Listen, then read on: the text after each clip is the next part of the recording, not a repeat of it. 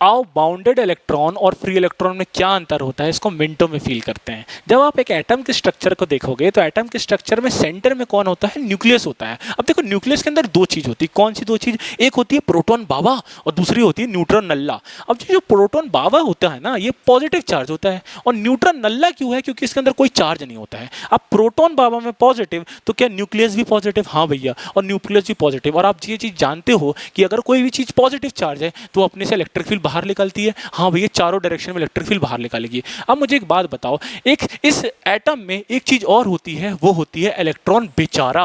अब इलेक्ट्रॉन बेचारा क्यों है? इलेक्ट्रॉन बेचारा इसलिए है क्योंकि ये जो न्यूक्लियस में जो प्रोटॉन बाबा है इलेक्ट्रिक फील्ड बनाता है, इसकी वजह से फोर्स लगता है किस पे? इस इलेक्ट्रॉन पे, और इस बेचारे पे फोर्स लगता है तो क्या करता है ना, ये अपने न्यूक्लियस की ओर खिंचा हुआ रहता है। ठीक है भैया, अब तुमने क्या किया, एक आया भड़काऊ अंकल और उस अंकल का नाम है एनर्जी।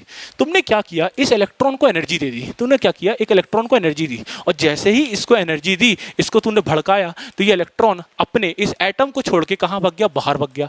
और एटम अब क्या करेगा? एटम अपनी मनमानी करेगा, एटम हो गया फ्री और जो चाहे वो करेगा।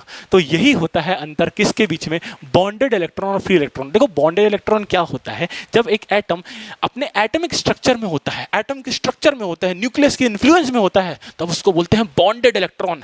और जब वही इलेक्ट्रॉन एनर्जी लेकर के बाहर आ गया, फ्री हो गया, नाचेगा, गाएगा, इलेक्ट्रिक करंट बनाएगा, केमिकल रिएक्शंस करेगा, तब उसको बोलते हैं हम फ्री इलेक्ट्रॉन। तो क्या फील हुआ बॉन्डेड इलेक्ट्रॉन और फ्री इलेक्ट्रॉन में क्या अंतर होता है? हाँ भाई, फील हुआ। तो अगली वीडियो में मिलते हैं अगले कॉन्सेप्ट के साथ। अंटिल देन, जय हिंद।